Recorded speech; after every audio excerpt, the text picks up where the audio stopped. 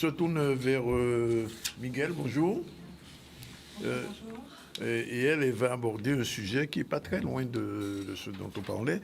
Nous rentrons dans une tranche d'âge de votre vie de 14-18 ans, c'est bien ça? C'est Alors, cela. c'était loin des violences sexuelles et physiques. Oui, totalement. Totalement. Je rappelle juste que j'ai vécu 33 ans de vie de violence, toutes violences confondues. Et effectivement, si je reviens un petit peu, je disais au préalable que ma mère me battait vraiment pour un tout, pour un rien. Et qu'elle s'était, on va dire, la haine, la violence. Je pense qu'elle avait beaucoup de ressentis négatifs par rapport à sa vie, puisqu'elle a été, d'après mes dires, violée à l'âge de 16 ans. Donc on revient toujours sur les choses dont on ne parlait pas il y a très longtemps de cela.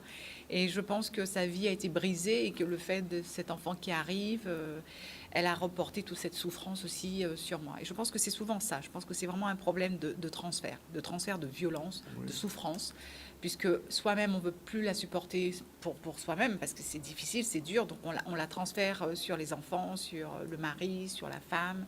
Et c'est vrai que c'est pas un sujet, enfin c'est pas une attitude, c'est pas la meilleure attitude en fait. Oui. Parce que c'est une attitude de destruction malgré tout. Alors, Miguel, quand la chronique s'appelait Je me croyais enfin libre, ça signifie quoi, enfin libre? Parce que je pensais fuir les violences sexuelles, physiques et autres. Et du coup, je me suis pensé le fait de quitter mon île. Ma tante avait besoin d'une cousine, donc j'ai été choisie. Et donc j'étais heureuse parce que je me disais super, enfin, je vais avoir 14 ans, je vais pouvoir enfin sortir de tout ça. Et puis je me suis retrouvée à penser que je serais à Paris, Tour Eiffel. Enfin, vous savez, il y a 40 ans de cela, on pensait tous, on parlait de la France, on voyait tout de suite les Champs-Élysées, les lumières et tout ça. Et puis du coup, je me suis retrouvée à 80 km de Lyon, en pleine campagne, avec les vaches, la plaine, le silence. Et là, je me suis dit, ok, je comprends pourquoi ma tante a eu besoin d'avoir une cousine. Et donc... la liberté a été juste un soupçon. Ça a été vraiment le temps du voyage et le temps d'arriver. Parce qu'après, ça s'est dégradé. Et vous avez subi des violences? Alors oui, pas de violence physique, pas de violence sexuelle, mais là, c'était vraiment des violences psychologiques, c'était vraiment verbal, c'était des paroles, on m'a même traité de singe, j'ai subi du racisme. Donc vous avez l'âge de 14 ans, vous êtes en pleine adolescence, le corps change. Et avoir subi tout ça, je me suis demandé, mais qu'est-ce que je faisais là et pourquoi encore je subissais encore des violences? Et donc j'ai compris que c'était des dénigrements, que c'était par rapport à moi, par rapport à ma couleur de peau peut-être. Je suis arrivée dans une campagne avec des blancs, si je puis dire. Et là, ma cousine était métisse, blonde. Donc on ne voyait pas du tout si c'était métisse, si c'était noir ou pas. Et mon oncle était chabin, clair. Donc là aussi pareil, il n'y avait pas de noir foncé de couleur.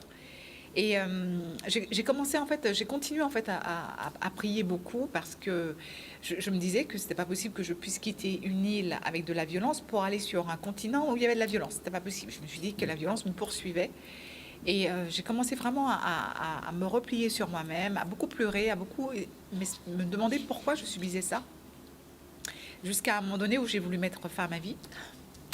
Et à l'âge de 15 ans, alors c'est vrai que c'est une période de ma vie où j'ai toujours cru que c'était un rêve. Et en fait, je me rends compte que c'était pas du tout un rêve parce que j'avais pris des médicaments et en fait, j'ai eu un tunnel blanc.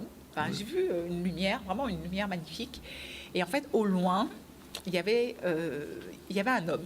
Il était grand. Il était habillé de blanc. Il avait des cheveux, mais vraiment, je ne voyais pas son visage. Et je me rappelle d'une chose, c'est d'avoir pris sa main, parce qu'en fait, il me tendait sa main. Et là, il me dit, réveille-toi. Et là, c'est un nouveau souffle. C'est vraiment comme si je sortais, vous savez, voilà, vraiment, c'était ça. Et je me suis demandé ce que je venais de vivre. Et aujourd'hui, je peux vraiment dire, parce qu'il y a des gens qui l'ont rencontré, et je vous assure, je suis de chair et d'os, tout va bien. J'ai rencontré Jésus, vraiment, c'était lui. Et je pense qu'il n'y a que lui qui peut avoir cette action de miracle sur soi. Voilà. À partir de là, j'ai eu comme rempli de compassion. Parce que je me suis toujours demandé pourquoi j'étais comme ça. Et rempli de compassion. Et c'était la paix, j'étais en paix. Et j'ai vu ma vie vraiment différemment à partir de là. Vraiment. Vraiment. Et il y a eu la naissance du petit cousin. Il y a eu la naissance du petit cousin. C'est vrai que je m'en suis occupée comme si j'étais sa maman. Oui. Ma tante me faisait faire le ménage. J'étais considérée même comme la boniche. En fait, c'était du lundi au vendredi, puisque mon oncle rentrait le vendredi soir. Et pendant tout le week-end, j'avais ma place. La place de cousine, la place de la bien-aimée, voilà. Et je me suis occupée de mon cousin jusqu'à l'âge de 4 ans, jusqu'à ce que ma tante soit battue par son mari, dégringole, se casse la jambe et le bras. Et donc, à partir de là, sa vie a changé, mais bon, c'est une autre... voilà. Donc la violence était toujours là quand même. Et c'était très insidieux. Oui, c'était très très insidieux parce que les choses sont dites en douceur. Les choses la violence verbale, c'est quand on vous dit tu n'es rien, tu ressembles à rien. Sauf si vous l'enregistrez au moment où vous le dites pour dire voyez ce qu'on m'a dit. Vous pouvez pas l'exprimer à part redire ce qu'on vous a dit. Et ça vous fait mal au plus profond de vous-même. Alors que lorsque vous subissez une violence physique ou sexuelle, c'est votre corps qui prend. Votre corps prend et il y a des traumatismes, il y a des traces. Il n'y a pas de traces en fait quand on vous parle. Voilà, c'est très important et c'est très insidieux. Et c'est vrai que c'est pour ça que beaucoup de personnes savent que lorsqu'ils ne sont pas pris, parce qu'ils vont vous dire du mal, eh bien, il faut le prouver. Et c'est la parole de l'un contre la parole de l'autre. Alors que le physique, c'est autre chose. Alors, lors de la dernière chronique, vous aviez dit que le remède à tout ça, c'est l'amour. Oui, oui.